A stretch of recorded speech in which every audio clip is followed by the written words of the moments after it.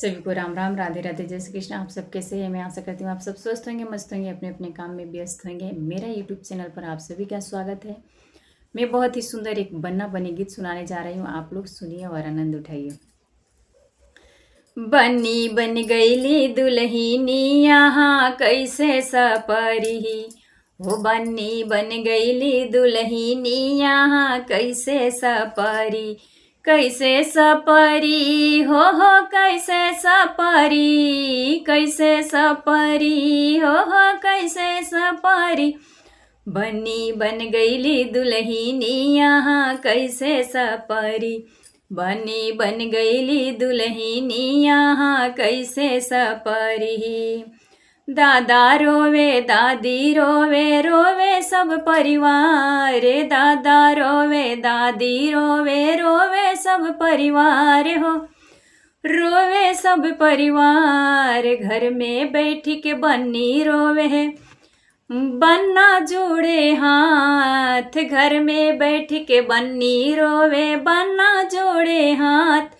अब चुप हो जा दुल्हनी यहाँ कैसे सपरी, अब त चुप हो जा दुल्हनी यहाँ कैसे सपरी, अब त चुप हो जा दुल्हनी यहाँ कैसे सपरी।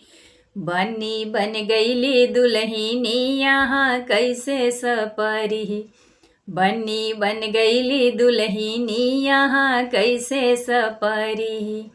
पापा रोवे मम्मी रोवे, रोवे सारे लोग, मम्मी रोवे पापा रोवे, रोवे सारे परिवार हो, रोवे सारे परिवार। घर में बैठ के बन्नी रोवे, बन्ना जोड़े हाथ, घर में बैठ के बन्नी रोवे, बन्ना जोड़े हाथ। अब तो चुप हो जा दुल्हनी यहाँ कैसे सपरी हो, अब त चुप हो जा दुल्हनी यहाँ कैसे सपरी, अब तो चुप हो जा दुल्हनी यहाँ कैसे सपरी।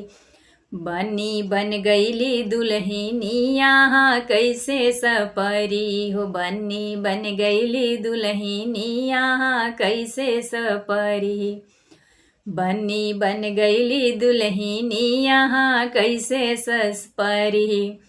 चाचा रोवे चाची रोवे, रोवे सब परिवार हो, चाचा रोवे चाची रोवे, रोवे सब परिवार। हर घरवा में बैठ के बन्नी रोवे, बन्ना जोड़े हाथ। अब तो चुप हो जा दुल्हनी यहाँ कैसे सपरी, घर में बैठ के बन्नी रोवे, बन्ना जोड़े हाथ। अब तो चुप हो जा दुल्हनी यहाँ कैसे सपरी हो, अब तो चुप हो जा दुल्हनी यहाँ कैसे सपरी है, अब तो चुप हो जा दुल्हनी यहाँ कैसे सपरी। भैया रोवे भाभी रोवे, रोवे सब परिवार, भैया रोवे भाभी रोवे, रोवे सब परिवार हो।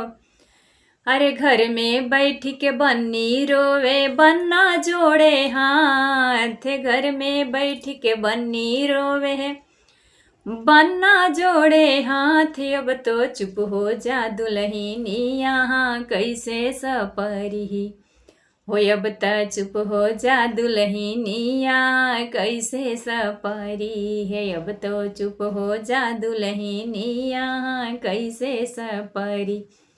बन्नी बन गईली दुल्हनी यहाँ कैसे सपरी हो, बन्नी बन गईली दुल्हनी यहाँ कैसे सपरी हो, बन्नी बन गईली दुल्हनी यहाँ कैसे सपरी।